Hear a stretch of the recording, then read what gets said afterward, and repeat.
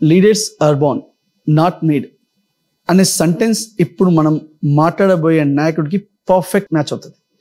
ఎందుకంటే విషయ పరిజ్ఞానం, ప్రజలకు సేవ చేసే గుణం, అదేవిధంగా నాయకులను కార్యకర్తలను గౌరవంగా చూసే లక్షణం తన తండ్రి నుండి తనకు వారసత్వంగా సంక్రమించింది అనడంలో ఎలాంటి అనుమానం లేదు. ఎంత ఎదిగినా ఒదిగి ఉండడం వారి గొప్ప లక్షణం. ఎంపీ జితేందర్ రెడ్డి తనయుడుగా వారసుడుగా రాజకీయ అరంగేట్రం చేసినప్పటికీ తనకున్న గొప్ప లక్షణం, అదేవిధంగా ప్రజలకు సేవ చేసే గుణం, నాయకులను కార్యకర్తలకు గౌరవించే లక్షణంతో, అదేవిధంగా తన వాక్చాతుర్యంతో భారతీయ జనతా పార్టీ అధిష్టానాన్ని సైతం మెప్పించి 2023 సంవత్సరంలో భారతీయ జనతా పార్టీ అసెంబ్లీలో అంటే 2వ జాబితాలో టోటల్ దేశంలో మొట్టమొదటిసారిగా తన ఒక్కని పేరే చెప్పే విధంగా భారతీయ జనతా పార్టీ అధిష్టానాన్ని మెప్పించి టికెట్ తెచ్చుకొని తన నడవడికతో, స్వభావంతో, మాటలతో మహబూబ్ నగర్ నియోజకవర్గ ఎంతో మంది కార్యకర్తల, వేల మంది ప్రజల హృదయాల్లో చోటు దక్కించుకొని దాదాపు 20,000 ఓట్లు సాధించి ఓడిన ప్రజలను వీడని లీడర్గా ప్రజలతో మమేకమై ఉంటూ గత సంవత్సరం కాంగ్రెస్ పార్టీలో చేరిన పార్టీలకు అతీతంగా ప్రజలకు సేవ చేస్తూ ప్రజలతో పాటే ఉంటున్న ఏపీ మిథున్ రెడ్డితో ఎన్కౌంటర్ విత్ ఆర్ఆర్.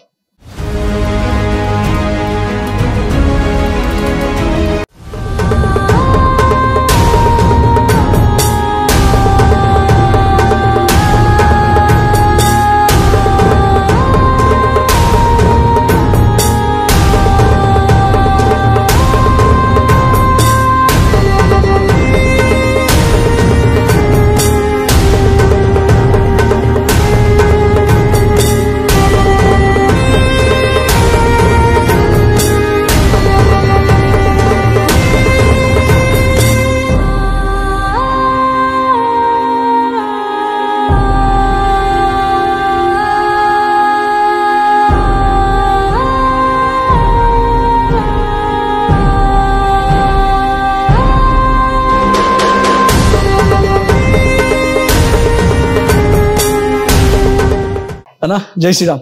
జై శ్రీరామ్. జై శ్రీరామ్ అన్న. జై శ్రీరామ్ భయ్య. అన్న జై శ్రీరామ్ అని ఎందుకు నేను మళ్ళా అంటున్నా అంటే, మీరు కాంగ్రెస్ పార్టీలో జాయిన్ అయినప్పటికీ మీ నరాల్లో, మీ రక్తంలో హిందుత్వం, సనాతన ధర్మం, భారతీయ జనతా పార్టీ అట్లాగే ఉంది. ఎప్పటికైనా సరే ఈయన మళ్ళీ భారతీయ జనతా పార్టీకి పోతాడు అని చాలా మంది ప్రజలు, భారతీయ జనతా పార్టీ కార్యకర్తలు అనుకోండి, ఈవెన్ కాంగ్రెస్లో ఉన్న కార్యకర్తలు కూడా ఇవంతా ఇందున్న బ్లడ్ మొత్తం భారతీయ జనతా పార్టీదే, ఎప్పటికైనా బీజేపీకి పోతాడని అనుకుంటున్నారు. మీరేమంటారు? భయ్య, పార్టీయే మారడం కానీ మతం కాదు. మేము పుట్టినప్పటి నుంచి జై శ్రీరామ్ అనుకుంటూనే పుట్టినాం, పెరిగినాం. మన దేశం, మన ధర్మం, మన సనాతన ధర్మం, మన ఒక హిందుత్వం, ఇవన్నీ మాకు ట్రెడిషనల్గా కానీ ఫ్యామిలీ పరంగా కానీ మా పుట్టుకతోటి వచ్చినట్వి. ఇవన్నీ ఎక్కడికి పోయేటివి కావు, తీసేనికే కూడా కాదు. సరే, ఇప్పుడు ప్రభుత్వాల ద్వారా, ఎందుకంటే మనం చెప్పేది ఒక్కటే, దయచేసి మన ధర్మాన్ని రాజకీయాన్ని కల్పకండి. ధర్మం ధర్మమే. ఎందుకంటే మన భక్తి, మన గుడి, మన దేవుడు, మన ధర్మం ఇవన్నీ ఒక ఎత్తు. రాజకీయంలో మన అడ్మినిస్ట్రేషన్, మనం ప్రజలకు చేసే సేవ, లేకపోతే మన రాష్ట్రంలో జరిగే రాజకీయాలు, ఇవన్నీ ఒక ఎత్తు. బీజేపీలో ఇంతకుముందు ఎట్లుంటుండే అంటే ఈ రెండింటిని కలిపి ప్రజల ఇమోషన్ తోటి ఆడుకునే అంత పరిస్థితి వస్తుండే. ఈరోజు నేను చెప్తున్నా, భారతీయ జనతా పార్టీలో ఉన్నప్పుడు ఓకే, జై శ్రీరామ్ అని చెప్పి నడిచేవాళ్ళం, జై శ్రీరామ్ అని చెప్పి ముందలు పోయేవాళ్ళం. కానీ ఈరోజు కాంగ్రెస్ పార్టీలకు వచ్చిన తర్వాత రామ్, రాబర్ట్, రహీం ముగ్గురిని కలుపుకొని ముందరికి తీసుకుపోయే పరిస్థితి ఈరోజు. అన్న, దీనికి నేను ఇక్కడనే మధ్యలో ఆపుతున్నా, ఏమనుకోకండి. మీరు అన్నారు ఎంతో మంది హిందువులు సోషల్ మీడియాలో కానీ ఎక్కడైనా ఒక మెసేజ్ పెడుతుంటారు, ఒకటి అడుగుతుంటారు, అరే మన నాయకులు మసీద్లకు పోతారు, చర్చిలకు పోతారు ఓటు రాజకీయం కోసం, మరి ఎందుకు? మరి వాళ్ళు ఏ రోజు మన గుడిలోకి వచ్చి భజన కూడా చేయరు. మరి ఎందుకంటే మీరు కూడా ఒక నాయకుడు, మీరు ఒక ఎమ్మెల్యే అభ్యర్థి కూడా. నేను మిమ్మల్ని ఇది అడుగుతున్నా, మరి మనోళ్ళు చర్చలకిన పోతారు అంటే రాజకీయం కోసమే నేను మళ్ళీ చెప్తున్నాను. కానీ వాళ్ళు మాత్రం కరెక్ట్ ఉన్నారు, వాళ్ళు ఏడిపోతారు. ఎగ్జాంపుల్, ఒక ముస్లిం నాయకుడు ఉన్నారంటే ఆయన ఎప్పుడు కూడా ఏ రోజు గుడిలోకి పోయి భజన చేయడాలు కానీ బొట్లు పెట్టుకోవాలి కానీ చేయరు. మరి ఎందుకు మనోళ్ళు చేస్తున్నారు అంటే ఇక్కడ మీరు ఆలోచించాల్సింది ఏంటంటే, హిందుత్వంలోనే అంత సెక్యులరిజం ఉంది. హిందుత్వమే అందరు మనోళ్ళు అని చెప్పి కలుపుకపోయే గుణం హిందుత్వంలో ఉంది. అన్ని ఏ క్యాస్ట్ అనుకోండి, ఏ రిలీజియన్ అనుకోండి, ఏ క్రీడ్ అనుకోండి, ఆల్ సెక్షన్స్ ఆఫ్ పీపుల్ ని కలుపుకపోయే గుణం ఒక హిందుత్వంలో ఉన్నది. వేరే ధర్మాల గురించి వేరే మతాల గురించి మనము అంత మాట్లాడుకోవాల్సిన అవసరం లేదు. ఎందుకంటే ఎవరి తీరు వాళ్ళది. కానీ మన హిందుత్వంలో మాత్రం అందరినీ కలుపుకపోయే గుణాలు మాత్రం మంచిగా ఉంటాయి. 2023 ఎన్నికల ప్రచారంలో మీరు భారతీయ జనతా పార్టీ జెండా పట్టుకొని అలా అంటే ప్రచారాన్ని ముగినప్పుడు ఊపుతుంటే ప్రతి ఒక్కరు మిమ్మల్ని ఒక నిలువెత్తు కాషాయంగా మిమ్మల్ని భావించిండ్రు. ప్రతి ఒక్కరు మిమ్మల్ని ఏ రేంజ్లో అంటే, అరే పాలమూరుకి నిజంగా దమ్మున్న ఆర్థిక బలం కానీ, అంగబలం కానీ, బుద్ధి బలం కానీ అన్నిటి correct person, correct leader దొరికినారు Bharatiya Janata పార్టీకి అని ప్రతి ఒక్కరు మురిసిపోయినారు, సంబరాలు చేసుకున్నారు. అట్లా చేసుకొని వాళ్ళ హృదయంలో ఒక స్థానం ఇచ్చి దాదాపు 20,000 ఓట్లు, అంటే కాంగ్రెస్ గాలి బాగా వీస్తున్న సమయంలో కూడా మహబూబ్ నగర్లో 20,000 ఓట్లు మీకు ఇచ్చారు. Not a joke. Jitender Reddy కొడుకు కాదు, ఏపీ మిథున్ రెడ్డిగా మీకు 20,000 ఓట్లు ఇచ్చారు. అంత ప్రేమ మీకు ఇచ్చిండ్రు వాళ్ళు. అలాంటి ఒక్కసారిగా మోసం చేసి సడన్గా మీరు కాషాయం నుండి క్యాబ్ పెట్టుకొని భారతీయ జనతా పార్టీ నుండి కాంగ్రెస్లోకి పోయారు. ఏం అనిపిస్తలేదన్న మీకు? అంటే అంతమందిని మోసం చేసి అనిపించట్లేదా? మోసము అని కాదు భయ్య, ఇక్కడ మోసము అనేది కాదు. ఇది మనం ఉన్నది రాజకీయంలో మనం ప్రజలకు ఏ విధంగా సహాయపడగలము, సేవ చేయగలము, ఏ విధంగా రాజకీయాల్లో మనము మన ద్వారా ప్రజలకు మనం ఉపయోగపడము అనే విధంగా మనం ఆలోచన చేయాలి. ఓకే, డెఫినెట్లీ భారతీయ జనతా పార్టీలో ఒక సెంటిమెంట్, ఇమోషన్ ఉంది. కానీ ఈ రాష్ట్రంలో ఉన్న అగ్రనాయకులు ఎవరైతే ఉన్నారో వాళ్ళ కాంప్రమైజ్ పాలిటిక్స్ వల్ల ఈడ ఫీల్డ్లో చూస్తేనేమో ప్రతి కార్యకర్త, ప్రతి నాయకుడు దేశం ధర్మం అనుకుంటా బట్టలు చింపుకుంటారు. కార్యకర్తలు జై శ్రీరామ్ అనుకుంటారు, రోడ్ల మీద పరుగులు ఎత్తిస్తుంటారు. కానీ ఈ యొక్క సెంటిమెంటు, ఇమోషన్ని వాడుకొని రాష్ట్రంలో ఉన్న అగ్రనాయకులు ఈ పార్టీని భ్రష్ట పట్టిస్తున్నారు. మీరు ఒకటి గుర్తుపెట్టుకోండి, నేను ఒక్కనే మారలేదు. ఎంపీ ఎలక్షన్లు వచ్చేటప్పటికి 14 మంది ఎమ్మెల్యే అభ్యర్థులు పార్టీ మారడం జరిగింది. ఎందుకు మారిండ్రు? మరి ఎంపీ ఎలక్షన్లు వచ్చిన తర్వాత 12 మంది అభ్యర్థులని బయటికి వెళ్ళి తెచ్చి ఎంపీ టికెట్లు ఇవ్వడం జరిగింది. ఓహో, మీరు అన్నారు కదా నరేంద్ర మోడీ వేవ్ బాగుంది, అయోధ్య రామ మందిరం సెంటిమెంట్ బాగా పనిచేస్తుంది, మనము పార్టీ ఈసారి మళ్ళోసారి మోడీ సర్కార్ వస్తుంది అని మీరు అన్నారు కదా. అన్నప్పుడు కష్టపడి సంవత్సరాలు పార్టీ కోసం ఇచ్చేసిన వాళ్లకు మీరు టికెట్ ఎందుకు ఇవ్వలేదు అన్న? ఇప్పుడు లేదు, టికెట్లు ఎందుకు ఇవ్వలేదు? ఈ రోజు గెలిచినా ఓడినా పార్టీ కేసు పనిచేసినవే కదా. మేమున్నాం కంటెస్ట్ చేసినాం ఎమ్మెల్యేగా. సరే, ఓడిపోయిన తర్వాత ఒక్కరోజన్నా రాష్ట్ర అధ్యక్షులు కానీ లేకపోతే సీనియర్ నాయకులు కానీ పిలిచి బాగా కష్టపడ్డారు, ఇలానే ముందుకు పోండి అని ఒక్కరన్నా మాట్లాడినరా? వదిలేసిండ్రు అంతే. అంటే ఈ యొక్క state leadership is not efficient. అప్పుడు బండి సంజయ్ ఉన్నప్పుడు ఒక ఊపింది పార్టీ. కానీ బండి సంజయ్ని కూడా ఎందుకు తీయాల్సి వచ్చింది? మీరు పార్టీ పరంగా ఆలోచన చేయండి. పార్టీని మళ్ళా ధర్మానికి, పార్టీని మళ్ళీ ఒక హిందుత్వానికి కనెక్ట్ చేయకండి. ఒక పార్టీని రాజకీయంగా మాట్లాడుతుంటే రాజకీయంగా మాట్లాడండి, చెప్తా ఆన్సర్స్. కానీ ఇమోషన్ ఇప్పుడు పార్టీ ఇమోషన్నే వాడుకొని ఎంతో మంది చేసుకున్నారు, పైన పోయి కాంప్రమైజ్ రాజకీయాలు చేస్తుంటే. మొన్న ఎలక్షన్లో నేను చెప్తున్నా కదా, మొన్న ఎలక్షన్లనే ప్రజల మధ్యలో పోయినప్పుడు 3 ప్రశ్నలు ప్రజలు అడిగిండ్రు. ఆనాడు అప్పుడు ఎలక్షన్లలో తిరిగేటప్పుడు ప్రజలు 3 అంటే ప్రజలకు ఎంత అవగాహన ఉందో ఆలోచన చేయండి. వాళ్ళు కూడా హిందూసే, వాళ్ళకు కూడా దేవుడు అంటే భక్తే, వాళ్ళకు కూడా యాక్చువల్గా చూస్తే బీజేపీకే ఓటేయాలి. కానీ వాళ్ళు అడిగిన క్వశ్చన్స్ ఏంది తెలుసా? నంబర్ 1, బండి సంజయ్ని ఎందుకు తీసిండ్రు? నంబర్ 2, కవితను ఎందుకు లోపలేయలేకపోతుండ్రు? నంబర్ 3, పార్టీలున్న సీనియర్ నాయకులే ఎమ్మెల్యేగా ఎందుకు పోటీ చేస్తలేరు? అంటే పార్టీకే చిత్తశుద్ధి లేదు, రాష్ట్రంలో ప్రభుత్వం వస్తుందని చెప్పి వాళ్ళకు భరోసా లేదు, కాబట్టే ఈ రకంగా ముందలు పోతుంది అని చెప్పి ప్రజలే అంత అవగాహనతోటి భారతీయ జనతా పార్టీని ఇచ్చేసారు. వాళ్ళు అడిగిన 3 క్వశ్చన్ నేను అడగాలి అంటే, మరి జితేందర్ రెడ్డి గారు కూడా ఎమ్మెల్యేకి పోటీ చేయొచ్చు కదా, మరి ఎందుకు చేయలేరు? మీ నాన్నగారే కదా. ఎందుకంటే వాళ్ళ కాన్సన్ట్రేషన్ ఎంపీ కోసం ఉండే. అందరిది అట్లనే ఉంది కదా, మిగతా అందరు అందరిది అట్లే కాదు. ఫర్ ఎగ్జాంపుల్ కిషన్ రెడ్డి సాబ్ ఉండే, అంబర్పేట ఎప్పుడు నిలబడుతుండే, లక్ష్మణ్ సాబ్ ఉండే, ముషిరాబాద్ ఎప్పుడు ఎమ్మెల్యే నిలబడుతుండే, జితేందర్ రెడ్డి ఎప్పుడన్నా ఎమ్మెల్యే నిలబడ్డాడు ఇంతకు ముందు? నిలబడి. His ambition was only to become an MP. ఆనాడు క్లియర్ గా చెప్తున్నా, మళ్ళీ చెప్తున్నా వినండి, మహబూబ్ నగర్ లో బీజేపీకి అభ్యర్థి లేకుండే. జితేందర్ రెడ్డి డికే అరుణ గారి ఇంట్లో పడితే మేము ఎంపీకే కాన్సన్ట్రేట్ చేస్తున్నాము, మేము ఎమ్మెల్యే ఎలక్షన్లలో పార్టిసిపేట్ చేయము అని చెప్పి క్లియర్ గా చేశారు.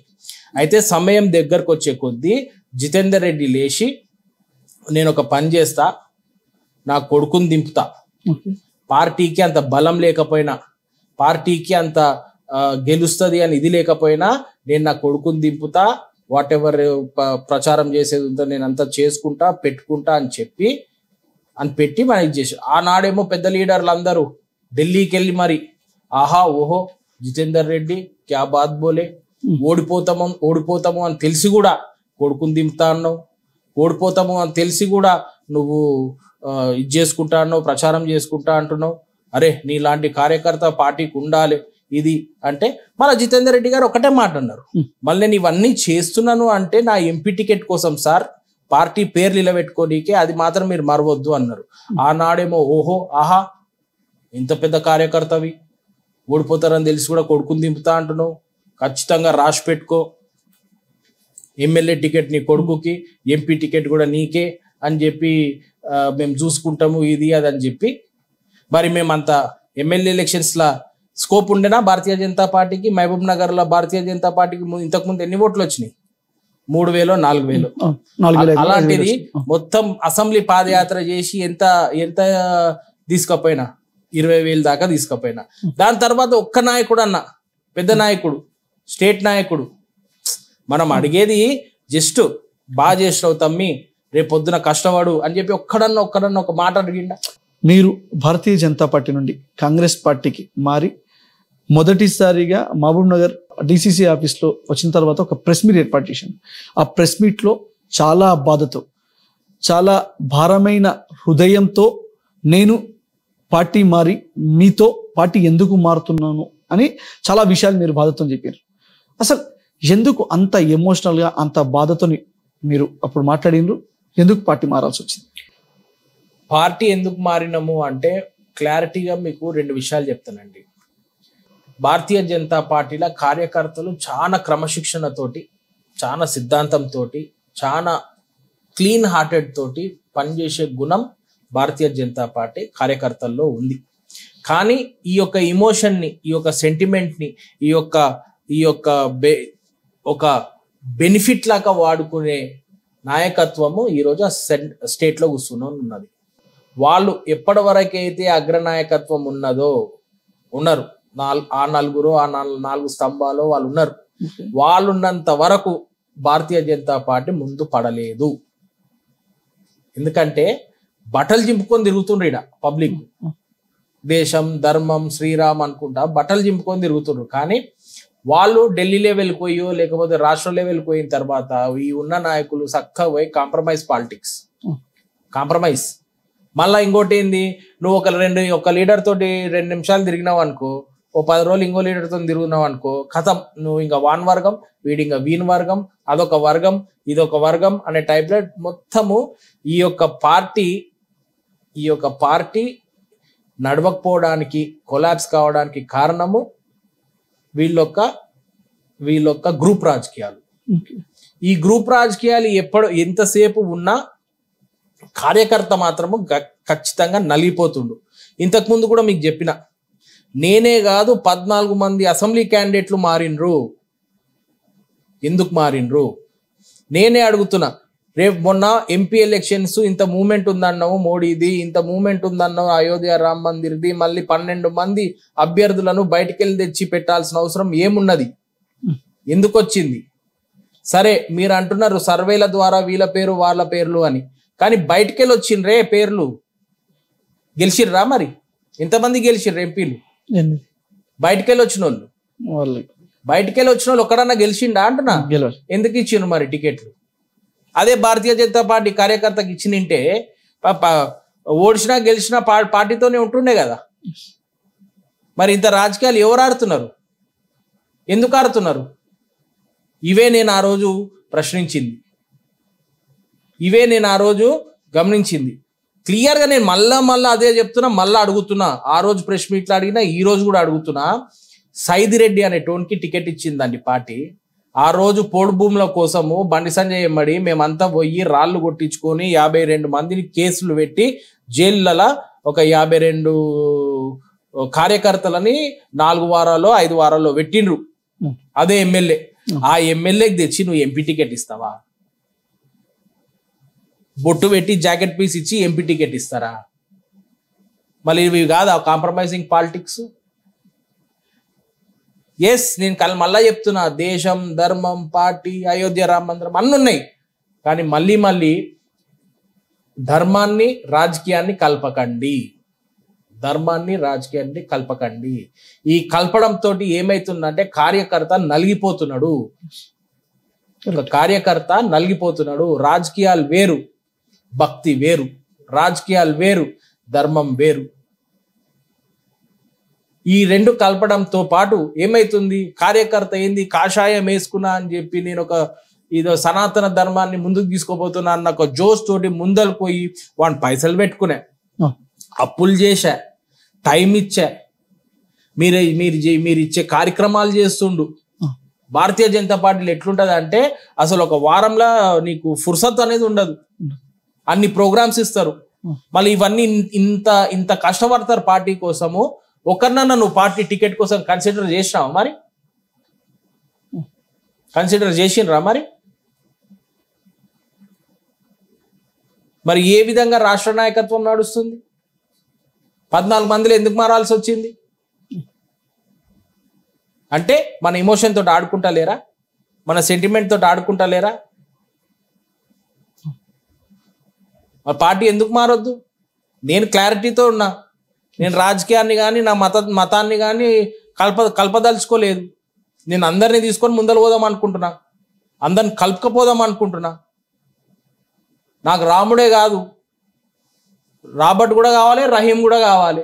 అయితే నేనేమంటున్నా ఇక్కడంటే మాజీ ఎంపీ ఏపీ జితేందర్ రెడ్డి గారు తన స్వలాభం కోసం, తన స్వప్రయోజనాల కోసం తన తనయుడు, తన వారసుడు అయిన ఏపీ మిథున్ రెడ్డి రాజకీయ బంగారు భవిష్యత్తును చేతులారా నాశనం చేసిండు అని చాలా మంది ప్రజలు, మామూలు నాయకులు కూడా అనుకుంటున్నారు. భయ్యా ఇగో క్లియర్గా చెప్తున్నా, రాజకీయాలకు వచ్చిందే మా నాయన పేరు నిలబెట్టడం కోసం.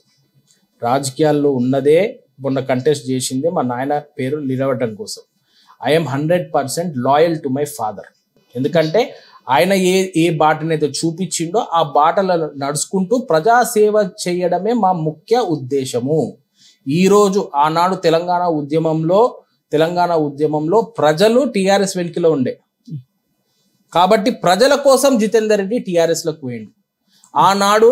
ఆనాడు ప్రజలు భారతీయ జనతా పార్టీ వైపు, నరేంద్ర మోడీ గారి వైపు ఉండే కాబట్టి జితేందర్ రెడ్డి గారు భారతీయ జనతా పార్టీ పోయి ఆయనకున్న కాంటాక్ట్స్ ద్వారా, ఆయనకున్న ఎక్స్పీరియన్స్ ద్వారా ప్రజలకు ఏ విధంగా ఉపయోగపడగలను అన్న ఆలోచనతోటి ఆ పార్టీకి పోయిండు. ఈనాడు ప్రజలందరూ కలిసి కాంగ్రెస్ పార్టీ రేవంత్ రెడ్డి గారిని ఎన్నుకున్నారు. మరి అలాంటి ముఖ్యమంత్రి ఈరోజు నేను చెప్తున్నా, మేము ఎందుకు ఇట్లా ఆలోచన చేయాల్సి వచ్చిందంటే, మన ఒక్క పాలమూరు ముద్దుబిడ్డ, ఉమ్మడి జిల్లాలో పాలమూరు ముద్దుబిడ్డ. ఎందుకంటే రాష్ట్రంలోనే వచ్చిన తర్వాత ఇది ఒక సువర్ణ అవకాశం మన పాలమూరు బిడ్డకు ముఖ్యమంత్రి పదవి రావడం. ఇలాంటి ముఖ్యమంత్రికి జితేందర్ రెడ్డి లాంటి ఎక్స్పీరియన్స్ ఉన్న నాయకుడు ఉండాలి. మళ్ళీ నన్నంటారా నేను ఖచ్చితంగా ఈరోజు నాకు ఏజ్ ఉంది, టైం ఉంది, ఫ్యూచర్ ఉంది. రేపు పొద్దున ప్రజల మనసులు ఏ విధంగా నేను గెలుచుకోగలను, వాళ్ళకి ఏ విధంగా సహాయపడగలను, ఏ విధంగా నేను ఉపయోగపడగలను అనేది రేపు పొద్దున టైం విల్ టెల్. మనం అంత తొందరపడాల్సిన ఎప్పుడు అవసరం ఏముంది? జితేందర్ రెడ్డి గారు అంటే ఆయన క్యారెక్టర్ కానీ ఆయన ఆలోచన 5 years నార్మల్ లీడర్కి ఆయన డిఫరెన్స్ ఏంటంటే ఒక 5 years ఫాస్ట్ ఫార్వర్డ్గా ఆలోచిస్తాడు ఆయన.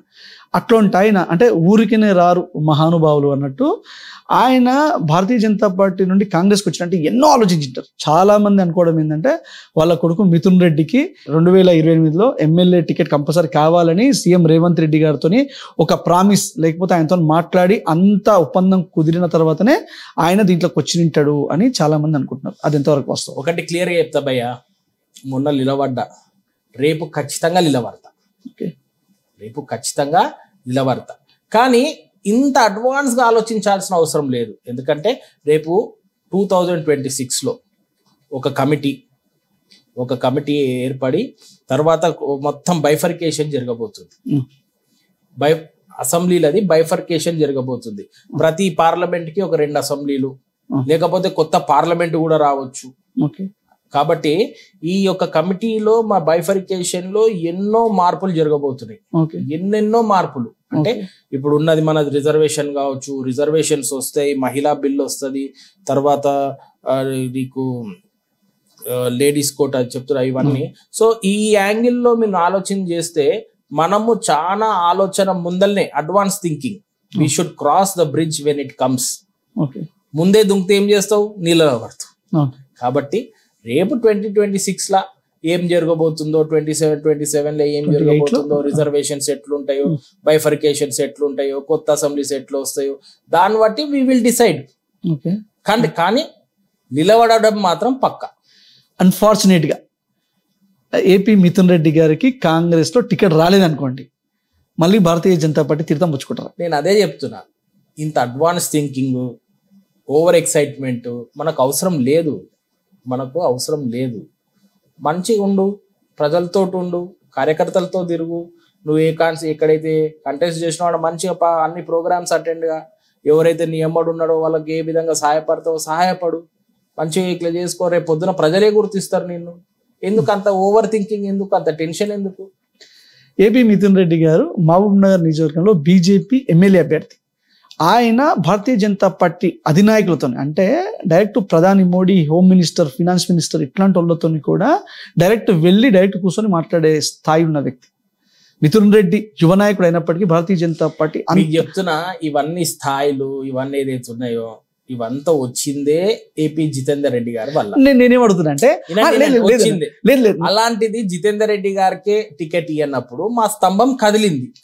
స్తంభం కదిలినప్పుడు నేను ఏ భరోసాల మీద ముందలుకోవాలి అంటే, ఇప్పుడు రేపు పొద్దున మా నాయన కాంగ్రెస్ లకు పోయిన తర్వాత నేను బీజేపీలోనే ఉంటే నన్ను గుసబెట్టుకొని పక్కకెళ్ళి మా నాయనని తిరుగుతుంటే నేను ఊకొని ఉండాలనా? నువ్వు ఆలోచన చెయ్యి, నేను ఊకొని ఉండాలనా? అయితే నేను ఇనుకుంటా వాళ్ళు ఎట్లా ఎందుకు తిరుగుతున్నా ఇప్పటికి కూడా మీరు భారతీయ పార్టీ టికెట్ ఇవ్వలేదు అంటే పార్టీ వద్దన్నది ఇప్పుడు మేము క్లియర్ గా చెప్తున్నాం. అరే ఎవరికైతే టికెట్ ఇచ్చినో వాళ్ళతో పని చేయడానికే మాకు ఇష్టం లేదు, పక్కకు జరిగినాం.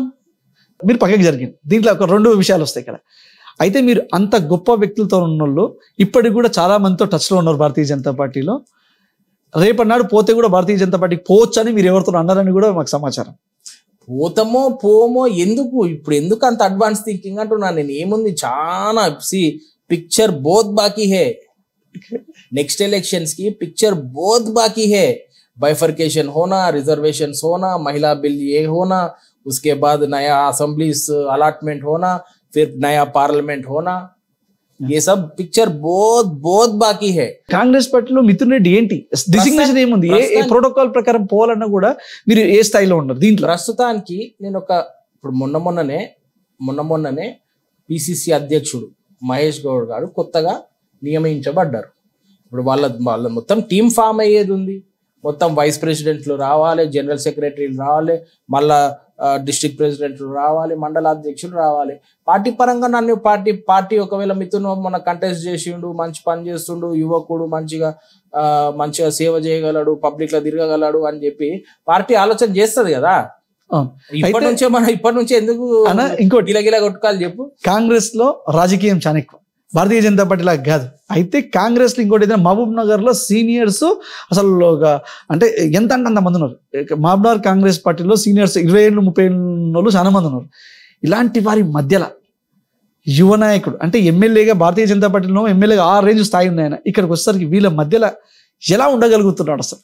భయ ఒకటి చెప్పాలన్నా, సీనియర్స్ ఉంటారు కదా, వాళ్ళ దగ్గర నాలెడ్జ్ ఎక్స్పీరియన్స్ చాలా ఉంటుంది. అట్లాంటి వాళ్ళ ఆశీర్వాదం ఉంటే ఒక యువ నాయకులుగా ఎంతో స్కోప్ ఉంటుంది, ఎంతో డెవలప్ ఎక్స్పీరియన్స్ ఎదిగే అవకాశం చాలా ఉంటుంది.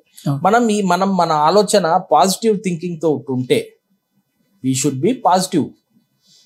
మనకు వచ్చే ఇన్పుట్స్ కానీ అవుట్పుట్స్ కానీ ఏదున్నా కానీ పాజిటివ్ థింకింగ్ తోటి ఉంటే, అరే మనం ఎక్కడన్నా పోయి తప్పు చేసినాము అని అంటే I have the right age, అరే అన్న తప్పు అయిపోయింది క్షమించు అని చెప్పి అడిగే ఏజ్ ఉంది. అరే లేకపోతే ఒక మంచిగా చేస్తున్నాం అంటే ఏమన్నా అవకాశం ఉంది, ఏమన్నా తెలియట్లేదు ఇది అంటే సీనియర్ల దగ్గరికి పోయి అన్న ఇట్లా ఇబ్బంది ఉంది, ఇట్లుంది, ఎట్లా చేస్తే బాగుంటుంది అని చెప్పి మనకి ఏజ్ ఉంది, టైం ఉంది. ఇట్లాంటప్పుడు అందరినీ కలుపుకపోయే గుణం ఉన్నప్పుడు నువ్వు ఎన్ని చెప్పినా వేస్టే. అంత ప్లస్ కావాలని చూసు. ఇప్పుడు what is your agenda in politics? What is your agenda? ప్రజల సేవ through yourself or by. నువ్వు నిలబడ్డావు కాబట్టి నాకు అంబిషన్ ఉంది కాబట్టి నేనేం చేయగలను అనేది. What is the final goal ఏంటంటే ఇది మన ఫైనల్ గోల్. ఈ ఫైనల్ గోల్ ని ఎట్లా అచీవ్ చేయాలి? ఓ 10 సంప్రదింపులు, 2-3 ఆశీర్వాదము, లేకపోతే ఎవరిదన్నా ఇట్లా మీలాంటి జర్నలిస్టులది సలహాలు సూచనలు తీసుకొని ముందలు పడాలి. దీంట్లో మనము మిల్లలేము, ఇట్లా ఉన్నారు, సీనియర్లు ఉన్నారు, ఎందుకు అంత స్ట్రెస్ ఎందుకు? అంటే రాజకీయము మీకు తెలియదు కాదు, ఎందుకంటే 30 ఏళ్ల నుండి నాన్నని చూసుకుంటూ వస్తున్నారు, మీరు చూస్తున్నారు. అంత ఈజీగా ఒక నాయకుడిని ముందరకు ఓడిస్తారా? ఇక్కడ అంటే ఇక్కడనే కాదు, ఎక్కడైనా సరే మిగతా నాయకులు అంత ఈజీగా ఛాన్స్ ఇస్తారా? మీరు ఈ రోజు అంటే మీరు ఎప్పటికైనా ఎమ్మెల్యే అభ్యర్థి పోవాలి, నేను డెఫినెట్గా నిలబడతా అంటున్నారు. అసలు మిమ్మల్ని మీరు ప్రొజెక్ట్ చేసుకోవాలంటే మీకు ఇక్కడ ఛాన్స్ ఇస్తారా? భయ్య మీరు ఒకటి ఆలోచన చేయ భయ్య, నేను ప్రజల్లోకి వెళ్ళి రావాలనుకున్న వ్యక్తిని. మొన్న నాకు టికెట్ వచ్చినప్పుడు కూడా మొత్తం అసెంబ్లీ పాదయాత్ర చేసినా లేదా? చేసినా లేదా? గల్లీ గల్లీ తిరిగినానా లేదా? వాడు తిరిగినా లేదా? ప్రతి మండలంలో ప్రతి గ్రామం తిరిగినా కదా? ఒక 1 month లో కంప్లీట్ చేసిన.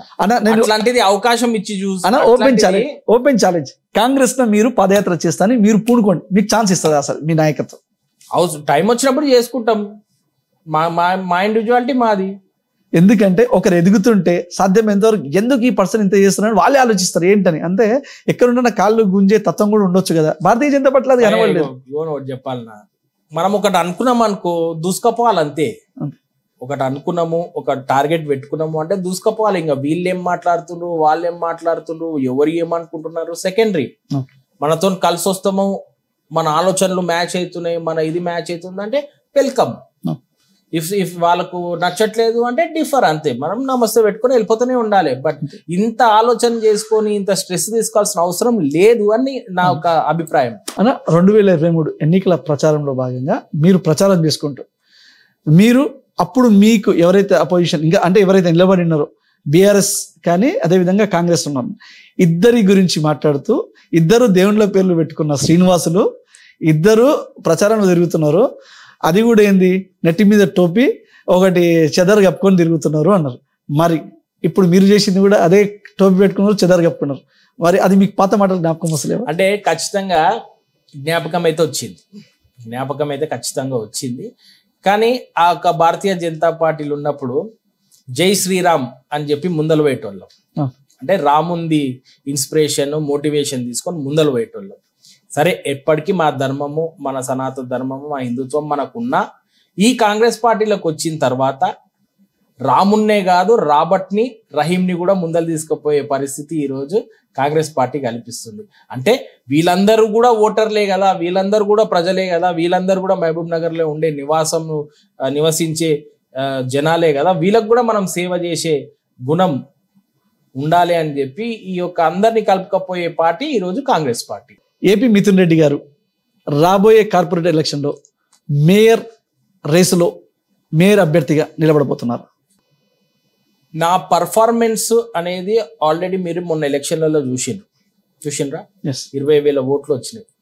సో నేను తిరగబోయి ఎలా తిరుగుతానో, ప్రజల మధ్య ఎలా ఉంటానో, తర్వాత కార్యకర్తలను ఎట్లా రిసీవ్ చేసుకుంటానో, లేకపోతే నా వల్ల అయ్యే డెవలప్మెంట్ యాక్టివిటీస్ కానీ, జాబ్స్ కానీ, లేకపోతే ఎనీ దీనిలో కానీ నేను ఎట్లా how do I approach all these things అనేది పార్టీకి తెలుసు.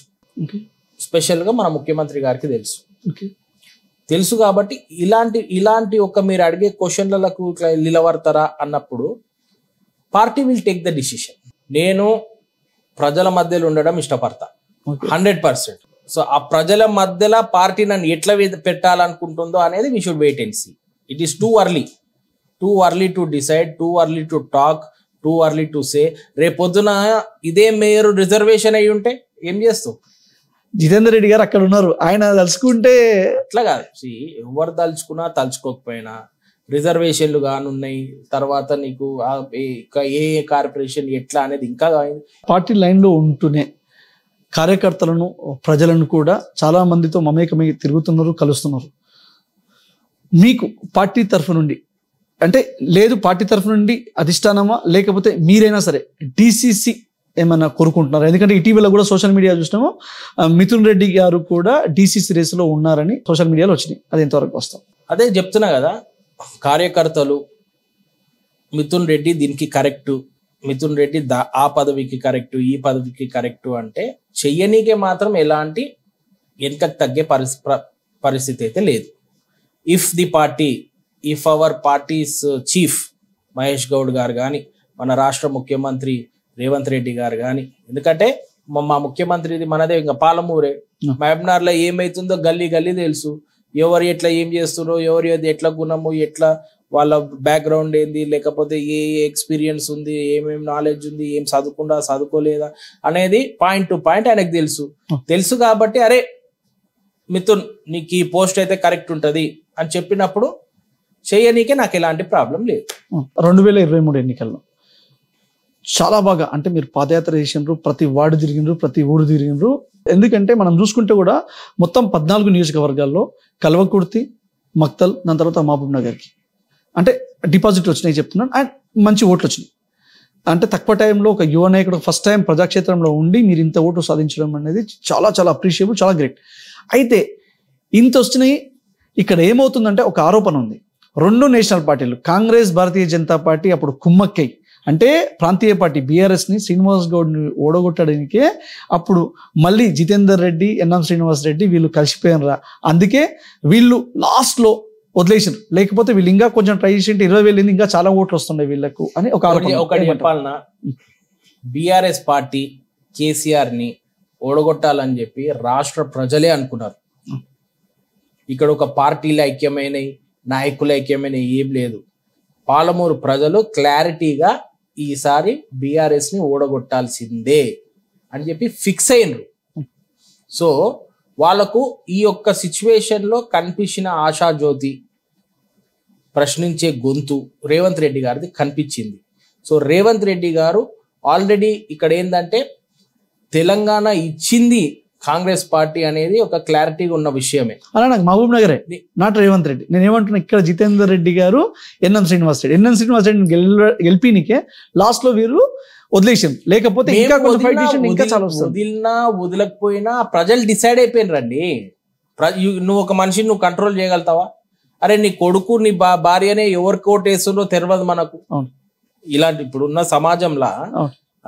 సమాజంలో నీ కొడుకు గాని, నీ భార్య గాని, నీ పిల్ల ఎవరన్నా గాని నువ్వు ఒక మనిషిని కంట్రోల్ చేసే కెపాసిటీ నీకు లేనప్పుడు ఏ పార్టీ ఎవరిని ఎట్లా కంట్రోల్ చేస్తుంది చెప్పు?